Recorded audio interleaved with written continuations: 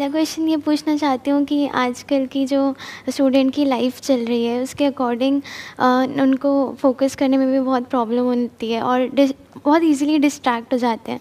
सो उनकी ऐसी कैसी रूटीन होनी चाहिए जिससे कि वो उनका माइंड की ग्रोथ हो, एंड लाइक ऐसी डेली रूटीन बताइए जो एक चीज़ तो मस्ट हो कि हाँ उनको ये करना है जिससे उनके माइंड का डेवलपमेंट एंड ग्रोथ हो। इससे पहले कि मैं कुछ बोलूँ, मैं आपसे जानना चाहूँगा आप क्या करते हैं डेली बेसिस पे? Do you follow a routine और डू यू डू समथिंग?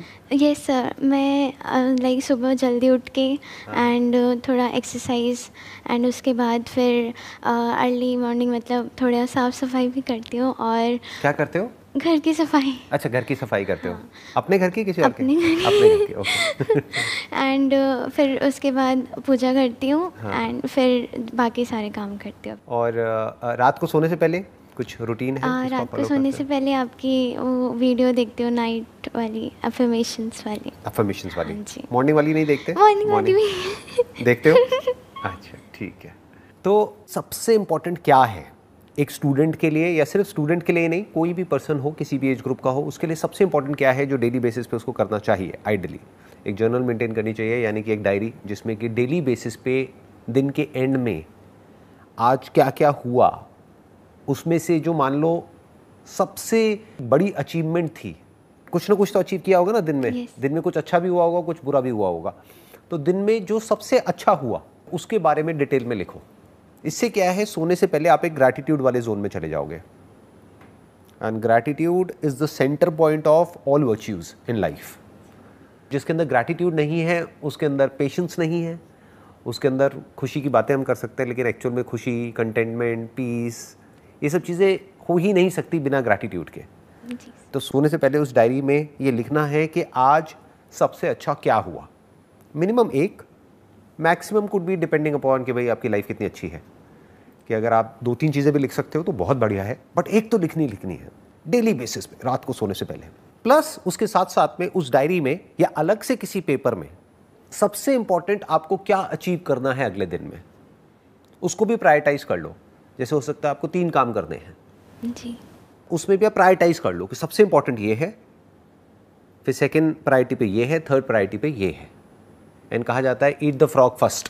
जो ऐसा काम है जो आपको करना बिल्कुल भी पसंद नहीं, उसको सबसे पहले करो। यूजुअली हम क्या करते हैं, हमारी ब्रेन क्या करती है, उसको सबसे एंड में डाल देती है, फिर वो काम होता ही नहीं है, फिर वो प्रोक्रास्टिनेट होता रहता है। तो जो भी काम आपको लगता है सबसे इंपॉर्टेंट है उसको टॉप प्रायोरिटी पे डाल दो। You must have something to get excited about for the next day. बहुत ज़रूरी है कुछ भी ऐसा है जो मेरे को आज मैं जिस भी लेवल पर हूँ उससे एक स्टेप और आगे ले जाएगा। अब मेरे को मतलब क्या, मेरी स्किल को, मेरी नॉलेज को, मेरी अंडरस्टैंडिंग को, जो भी मैं काम कर रहा हूँ उसको, या मैं अगर तैयारी कर रहा हूँ किसी चीज़ की उसको, या मैं जो पढ़ाई कर रहा हूँ उसको, या पढ़ाई के अलावा और क्या क्या चीज़ें हैं जो साथ में करी जा सकती हैं। जैसे आप इंजीनियरिंग कर रहे हो, राइट? Yes sir. तो उसके साथ साथ में और क्या किया जा सकता है, कितना कुछ किया जा सकता है। यस सर, बहुत। आज की डेट में तो पता नहीं क्या क्या किया जा सकता है। आज की डेट में तो इन्फिनिट ऑप्शंस हैं। जी सर। आप किस में कर रहे हो? आईटी में कर रहे हो? Yes sir, CSIT। तो उसमें there are so many things which you can learn, जो कि आप फ्री में भी सीख सकते हो ऑनलाइन। बहुत सारे ऐसी वेबसाइट्स हैं जहाँ पर क्रैश कोर्सेज अवेलेबल हैं, तो अपनी स्किल को आप डेवलप कर सकते हो। वहाँ पे आपको सर्टिफिकेट भी मिल सकता है। मतलब यहीं बैठे बैठे, दिल्ली में बैठे बैठे ऑनलाइन आज की डेट में हार्वर्ड से, स्टैनफोर्ड से, ऑक्सफोर्ड से, पता नहीं जो भी वर्ल्ड की जो बेस्ट यूनिवर्सिटीज़ हैं वहाँ से सीख सकते हो। अब ये सब क्या है, ये इंपॉर्टेंट तो है लेकिन अर्जेंट नहीं है। अर्जेंट क्या है कि मेरे 2 दिन बाद एग्ज़ाम आने वाले हैं। जो वर्ड मैं यूज़ करता हूँ ना, खच्चर, ये आपने सुना होगा। हाँ जी सर। यस सर, सुना है। यस। ये कुछ आइडिया है मैं किन लोगों के लिए यूज़ करता हूँ ये जो वर्ड है? Yes sir. किसके लिए करता हूँ? सर जो लाइक भागे जा रहे हैं अपनी लाइफ में और मतलब अभी ये करना है, जो एक भेड़ चाल की तरह चले जा रहे हैं। और भेड़ चाल का मतलब क्या है कि जो अर्जेंट है सिर्फ उनका ध्यान वहीं तक होता है, जो इम्पोर्टेंट है वो कभी करते ही नहीं है, वो कभी ऐसा काम करते ही नहीं है। दोनों में फ़र्क देख पा रहे हो, अर्जेंट में और इम्पोर्टेंट में? अर्जेंट मतलब क्या, I have to do this, अब तो डेडलाइन आ गई, अब तो करना ही पड़ेगा। एग्जाम आ गया, अब तो करना ही पड़ेगा, नहीं तो फेल हो जाऊंगा, 1 साल पीछे रह जाऊंगा। घर में पैसा नहीं है तो नौकरी तो करनी ही पड़ेगी। तो इट्स ऑल अबाउट पड़ेगा, ये तो करना ही पड़ेगा। बट इंपॉर्टेंट मतलब क्या है, I want to do this. So there is a difference between I have to and I want to. Yes sir. So your mind must always be कि किस तरह से मैं इस आई हैव टू से निकल करके आई वॉन्ट टू वाली कैटेगरी में घुसूं। धीरे धीरे, एकदम से नहीं होगा, ओवरनाइट नहीं होगा, क्योंकि मान लो अगर आपका फाइनेंशियल बैकग्राउंड बहुत अच्छा नहीं है, एक मिडिल क्लास फैमिली बैकग्राउंड से आप बिलोंग करते हो, तो धीरे धीरे आपको अपनी लाइफ को इस तरीके से डिज़ाइन करना है कि ये हैव टू से हट करके आपको वांट टू में आना है कि I really want to do this. इसलिए नहीं कि कल मुझे ऑफिस जाना पड़ेगा, मंडे आ गया है तो सुबह उठना पड़ेगा, ऐसा नहीं होना चाहिए। इसका साइन क्या है कि आप सही ट्रैक पे जा रहे हो जब आप संडे के दिन भी एक्साइटेड हो जो भी कुछ मंडे को होने वाला है उसके लिए। आप एक्चुअल में अंदर से ये फील करते हो कि मंडे मेरी वीक का बेस्ट डे है, तो आप कह सकते हो कि yes you have done something interesting in life. अब इन खच्चरों की रेस से आप बाहर आ गए हो, नहीं तो ये तो रेस चलती ही रहती है मरते दम तक। यहाँ से कभी बंदा बाहर निकल ही नहीं पाता है। उसकी वजह क्या है, उसकी जड़ क्या है? वो कभी भी वो काम करते ही नहीं है जो करना चाहिए, जो करना इंपॉर्टेंट है। वो सिर्फ वही काम करते रहते हैं पूरी लाइफ जो उनको करना पड़ेगा। तो वो करो जो इंपॉर्टेंट है, दैट इज रियल ग्रोथ। इसीलिए मैंने क्या कहा, वो जो जर्नल है या वो जो डायरी है या जो भी पेपर पे आप लिख रहे हो, उसमें टॉप पे वो लिखो जो सबसे इंपॉर्टेंट है। May not be urgent but सबसे इंपॉर्टेंट है। तो डेली बेसिस पे something that you are grateful for, उससे क्या है, नींद अच्छी आएगी। नींद अच्छी आएगी तो सुबह अगले दिन आप एनर्जी के साथ उठोगे। और सुबह उठते ही you must have either your own affirmations, या फिर जो मेरी एक अफर्मेशन वाली वीडियो है या ऐसी और अफर्मेशन वीडियोस हैं, उनको आप सुन सकते हो, जो भी आपको अच्छी लग रही है उनको। हो सकता है मेरी वीडियो इतनी अच्छी ना लगे, तो जो अच्छी लगे उसको सुन लो। नहीं सर, अच्छी है। अच्छी है बहुत। चलो शुक्र है, किसी को तो पसंद आई। सर आजकल स्टूडेंट्स मोस्टली ऐसे हैं जो नाइट आउल कह सकते हैं हम उनको, जो रात को लाइक अपना काम करते हैं एंड फिर अर्ली मॉर्निंग वो सो जाते हैं। तो सर क्या आपके अकॉर्डिंग ये रूटीन ठीक है? क्योंकि फिर उनके दिन की शुरुआत तो फिर आफ्टरनून में ही होती है। इसका कोई हार्ड एंड फास्ट रूल नहीं है। जैसे जानवरों में भी दो तरह के होते हैं ना जी। कुछ है जो रात को जागते हैं दिन में सोते हैं, कुछ है जो दिन में जागते हैं रात को सोते हैं। ऐसे ही इंसानों में भी बेसिकली हर एक का बॉडी कंपोजिशन अलग अलग होता है। तो कुछ लोग हैं जो रात को ज़्यादा अच्छे से अपना काम कर सकते हैं। मान लो पढ़ाई करने का काम है तो उनका ध्यान पढ़ाई में ज़्यादा अच्छे से लग जाता है, ज़्यादा आसानी से लग जाता है रात के वक्त। या फिर कोई है जो क्रिएटिव फील्ड से है तो उसको रात को आइडियाज़ आने लग जाते हैं। जैसे मुझे पता नहीं क्या है कि मुझे सुबह 6 बजे का टाइम है मेरा, एक 5-6 बजे का, रोज़ नहीं लेकिन कभी कभी हफ्ते में 1-2 बार ऐसा होता है कि अपने आप ही 5-6 बजे नींद खुल जाती है और कुछ आइडियाज़ आ जाते हैं। तो मेरे लिए जो बेस्ट टाइम है that is around 5 AM to 6 AM। तो हर एक के लिए वो अलग अलग होता है। लेकिन ये मैं बात कर रहा हूँ आज की डेट में। आज से कुछ साल पीछे चला जाऊँ, मे बी 15 साल पीछे, तो मेरे लिए जो बेस्ट टाइम होता था आइडियाज़ जनरेट करने का, that was at night, maybe at 1 AM 2 AM। तो ऐसा कुछ नहीं है कि जैसे लोग बोलते हैं ना कि भाई ऐसा ही होना चाहिए, वो बकवास है। क्योंकि हर एक की बॉडी अलग अलग है और वो भी टाइम के साथ साथ चेंज होती है, एज के साथ साथ चेंज होती है। तो आज की डेट में आपको समझना पड़ेगा कि आपकी जो बॉडी है वो किस टाइम पे एक ऑप्टिमम लेवल पे होती है वो काम करने के लिए जो आप करना चाहते हो। तो किसी को ब्लाइंडली फॉलो नहीं करना है कि कोई है जो आकर के बोलता है कि भाई सुबह 4 बजे उठ जाओ, तो ये नहीं है कि 4 बजे उठ जाओ। हो सकता है उठने के बाद में आपको नींद आ रही है, आलसी हुए पड़े हो और इधर उधर गिर रहे हो, पढ़ रहे हो, व्हाटएवर, क्या फ़ायदा उसका? उठ के करोगे क्या? That must be the question. Yes sir. You need to understand your body and work accordingly. अपने पूरे दिन को उस तरीके से प्लान कर लो।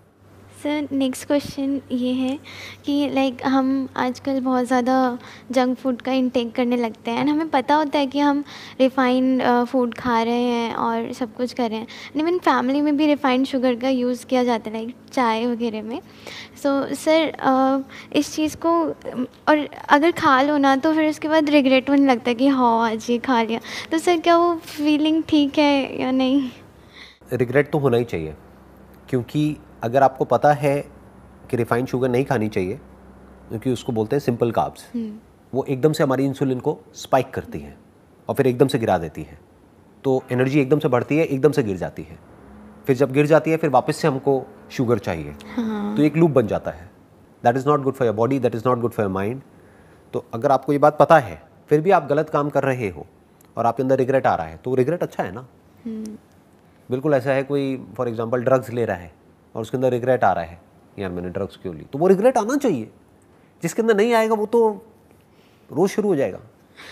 ऐसा होता है कि मतलब जैसे अभी मैं बहुत कम इंटेक करती हूँ, जैसे कभी कहीं बाहर जाना हो तब, बट जब कभी कभी भी करो ना तब भी फिर वो रिग्रेट आने लगता है बाहर कि आज खा लिया हो। मैं आपको आइडिया देता हूँ। फॉर एग्जांपल आपकी वीकनेस है शुगर, तो अब आप क्या करोगे, इसको जोड़ दो किसी ऐसे काम के साथ जो आपको करना पसंद नहीं है लेकिन इंपॉर्टेंट है।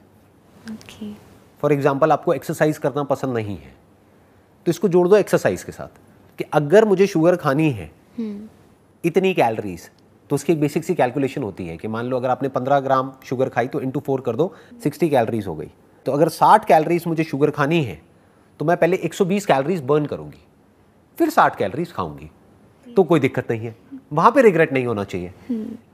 आपने क्या किया, इसको जोड़ दिया किसी ऐसे काम के साथ में, इस रिवॉर्ड को जोड़ दिया किसी ऐसे काम के साथ में जो करना चाहिए लेकिन आप करते नहीं हो।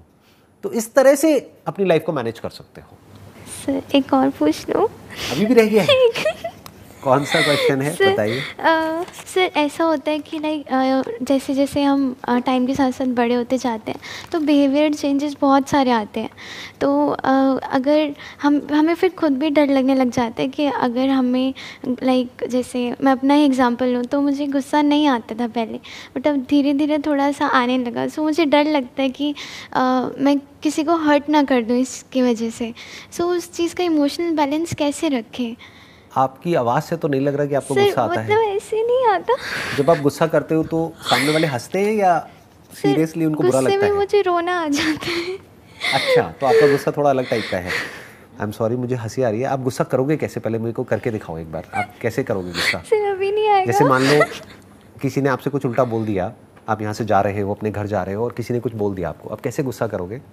सर अगर मैं उसको नहीं जानती तो मैं इग्नोर कर दूंगी। आप इग्नोर कर दोगे?